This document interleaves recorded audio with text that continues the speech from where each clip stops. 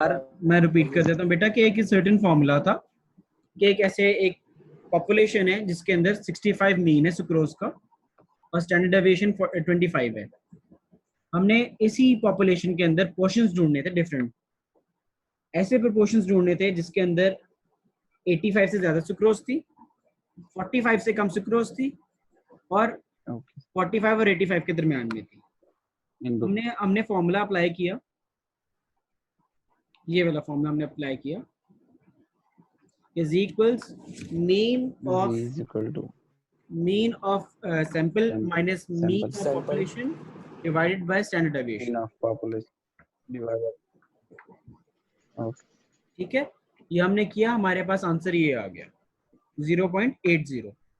इसको हमने प्रोबेबिलिटी के जो प्रॉपर तरीका है, जो सिंटैक्स है, उसके तरह लिख लिया हमने। ठीक है, और इसके बाद हमने इसको जी टेबल में फाइंड आउट किया, तो जी टेबल में हमें वो यहाँ पर मिला 0.80 हमें यहाँ पर मिला।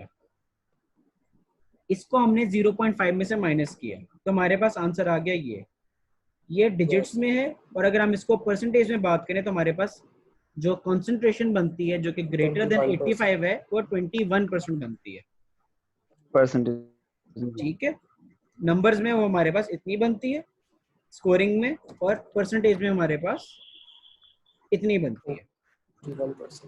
इसी तरह हमने इसका डायग्राम भी बनाया ये। ठीक है, और इसी तरह हमने इसको नेगेटिव में भी ढूंढा जब हमारा सेकंड पार्ट था कि अगर वो 45 से कम हो तो उसको ढूंढना है हमने। ठीक है, वही हमने जी टेस्ट का फॉर्मूला लगाया दोबारा से, ये वाला फॉर्मूला। ठीक, और इस दफा हमारे पास आंसर जो था वो -80 आया, 0.80 आया। ठीक है, उसको इसी तरीके से फॉर्मेट में लिखा और उसे जी टेस्ट में दोबारा, जी टेबल में दोबारा ढूंढा। ठीक, पहले का भी 80 था, दूसरे का भी 80 आया, 0.80 आया, तो सेम ही बात होगी। और हमने 0.5 में से माइनस किया तो हमारे पास एट द एंड एक ही बात आ रही है कि 21% पॉपुलेशन दोनों तरफ थी। लेस देन 45 भी 21% थे और ग्रेटर देन 85 भी 40 हमारे पास 21% थे। दोनों का आंसर एक जैसा ही आता है जब आप पूरे स्टेप्स फॉलो करते हो। और इसका कुछ जो ग्राफ्स है वो इस तरह सा बनता है। लास्ट स्टेप रह जाता था हमारे पास के दरमियाने, जो इन दोनों के दरमियान में है वैल्यूज 45 और 85 के दरमियान में, आपने उसका आंसर ढूंढना है। उसका तरीका लिखने का ये था कि आप पी प्रोबेबिलिटी ढूंढना चाह रहे हो जो कि x जो है 45 से तो बड़ा है लेकिन 85 से कम है। इसका मतलब ये हुआ कि दरमियान में है ना, एक तरफ 45 हद है और एक तरफ 85 हद है। 45 एक तरफ लिमिट है, 85 एक तरफ लिमिट है, x दरमियान में। ठीक, तो बेटा ये उसका लिखने का प्रॉपर तरीका था। अब हम यहाँ आपको याद होगा कि प्रोबेबिलिटी इक्वल करते थे जी स्कोर के, ऐसे ही है ना। यहाँ पर हमने जी स्कोर लिख दिया क्योंकि हमें पहले से ऊपर पता है, हमने टेबल लगाने की जरूरत, हमें कोशिश ही नहीं हुई, हमें जरूरत ही नहीं पड़ी कि हम ऊपर से एक दफा दोबारा फार्मूला लगाएं, हमारे पास पहले से आंसर्स थे। ठीक, हमने यहाँ पर कंक्लूड किया कि -0.8 दरमियान में एक तरफ है और 0.8 एक तरफ है। मैं रिपीट कर रहा हूँ कि पहले हमने कहा था कि पहले हम 0.5 से माइनस करते थे, अब क्योंकि दो वैल्यूज हैं तो हम 1 में से माइनस कर रहे हैं। ठीक, इसके अलावा आप देख रहे हो मैंने कर्ली ब्रैकेट्स लगाए हैं, इससे जो है जो अंदर का वैल्यू है जो माइनस है वो न्यूट्रलाइज हो गई। ठीक है, और आप इन दोनों को वैल्यूज को ऐड करोगे, दोनों की जी वैल्यूज क्या थी 0.21, 21% थे ना दोनों की जी वैल्यूज जो आ रही थी आपने जब कैलकुलेट की थी, तो 21% वाली आप दोनों को ऐड करते हो यहाँ पर, ये आपके पास सेकंड स्टेप बनता है।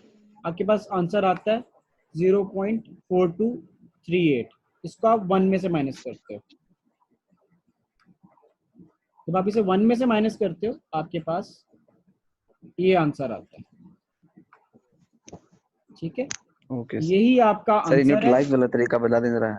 यही मैं बताता हूँ, यही आपका आंसर है और यही आपकी परसेंटेज है। मैं न्यूट्रलाइज दोबारा बता देता हूँ बेटा। एक तरफ -80 था और एक तरफ +80 था, ऐसे ही है। अगर आप इन दोनों को ऐड करते तो आपका आंसर 0 हो जाता।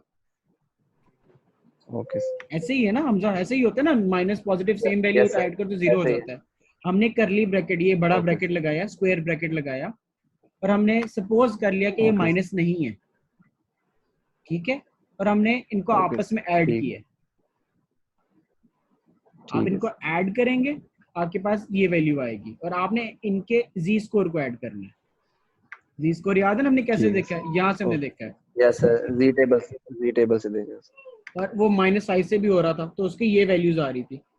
आपने इन दोनों वैल्यूज ठीक है को ऐड किया आपस में, यहाँ पर ये देखो, इनको और ऐड 1 से किया माइनस और यस 1 सर से माइनस किया, 1 से माइनस तो आपके पास या ठीक ये सर्टेन रीजन आएगा, या इतनी आपके पास परसेंटेज आ गई। परसेंटेज है ठीक हो गया? Okay I sir hope so बेटे समझ आ गई होगी। सर ये जी स्कोर का पर्पस यही है कि हम प्रोबेबिलिटी फाइंड करें जी, हम रीजन पॉपुलेशन फाइंड करना चाहते हैं